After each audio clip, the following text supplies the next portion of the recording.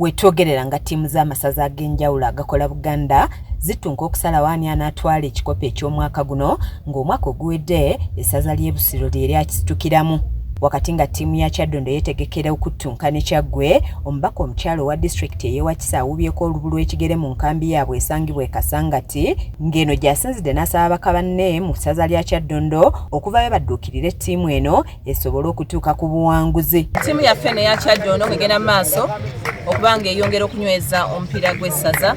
Nkoola bannange mwenna abakulembeze n'abalina ebitongole na buli omu yenna asobola ajja ayongera okuyamba ettiimu eno kuba buli omu olina engeri gy'olina akakwate ku Kyadondo.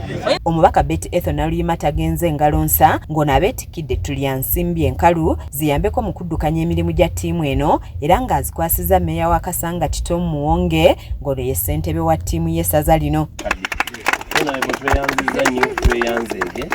Meeya Muwonge akuutidde abazannyi okuzannya n'okwagala nga tebatunuulidde kusoomoozebwa kwe bayitamu wamu n'ebirala ng'abasabye bino okubirekera abakulembeze babikoleko. Waliwo ebyobufuzi ebigenda mu maaso mu bubonero saagala bisazeemu mu kulowooza kwammwe okuli positive.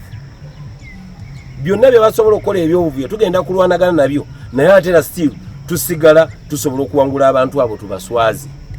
Abamu ku bazannyi betwogeddeko nabo nga bakulembeddwamu kapiteeni waabwe Kyadondo Ismail balaze obuvumu era ne bategeeza nti beetegefu okulaba nga bawangula buli ttiimu eneebasala mu maaso.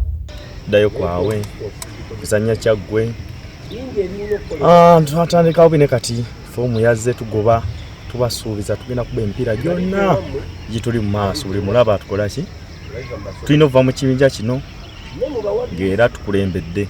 Kiza Peter yakusakidde eggulire lino ku Lwakes TV aga leero.